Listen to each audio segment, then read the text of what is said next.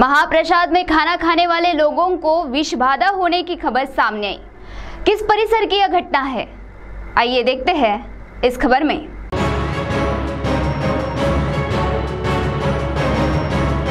माजरी में महाप्रसाद का आयोजन किया गया था और इसी दौरान जिन लोगों ने खाना खाया उन्हें विषबाधा होने की खबर सामने आई है।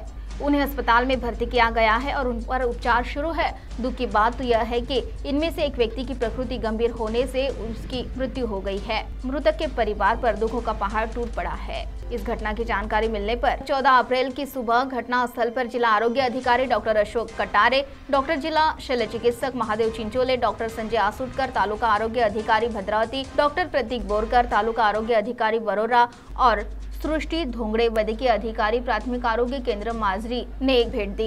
इस घटना की विस्तार पूर्वक जानकारी तालुका आरोग्य अधिकारी संजय आसुटकर ने दी। काल दिनांक 13/4/2024 मध्ये श्री बल्लूराम दर्शन वार्ड क्रमांक 5 कालीमाता मंदिर माजरी यांच्याकडे महाप्रसादाचं आयोजन केलं होतं।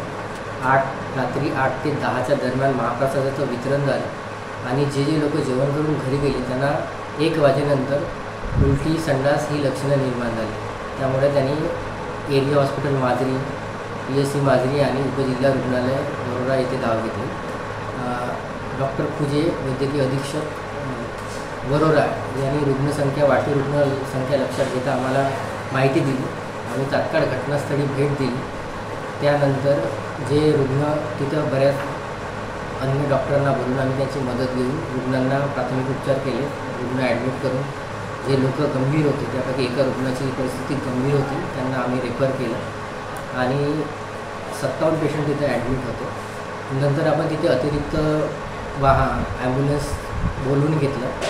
तसेच तिथली रुग्णसंख्या लक्षात घेता आपण भद्रावती ग्रामीण रुग्णालय यांना पण सूचना देऊन तिथे पण पेशंटला उपचार करण्यासाठी तयार राहण्याच्या सूचना करण्यात आल्या।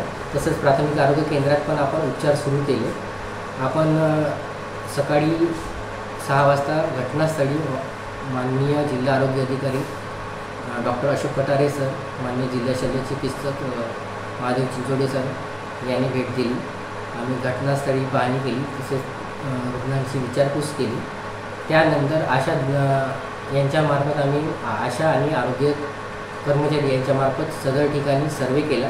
तसेच ज्या कोणाला थोडेफार जरी लक्षणं असतील तरी त्यांनी प्राथमिक आरोग्य केंद्रात येऊन औषधोपचार घ्यावे यासाठी आम्ही 2 ॲम्ब्युलन्स तिथे कार्यान्वित केल्या। सकाळपासून आपल्याकडे 168 पेशंट आले आहेत। यापैकी 2 रुग्णांना आपण रेफर केलेला आहे, 5 रुग्णांना आपण IV फ्लूइड देऊन स्टेबल केलेलं आहे। तसंच अजूनही औषधोपचार सुरू केलेले आहे। तो वहीं पीड़ित रुग्ण कौड़ू रोड़े ने इस संदर्भ में जानकारी देते हुए क्या बताया, आइए जानते हैं। काल नाही का महाप्रसाद प्रोग्राम आमच्या इथं भजन कीर्तनाचा होता। महाप्रसाद दिला संध्याकाळी, दिवसभर कार्यक्रम चालू होता। संध्याकाळी असं 8 साडेआठच्या दरम्यान जेवण केलं। त्याच्यानंतर जेवण केलं तर त्या जेवणामध्ये पोळी भाजी आणि बुंदी सगळं होतं। ते बुंदी खाल्ल्यामुळे असं मला हगवण उलटे सर्व सुरू झाला। CTV के लिए प्रतिनिधि जावेद शेख की रिपोर्ट।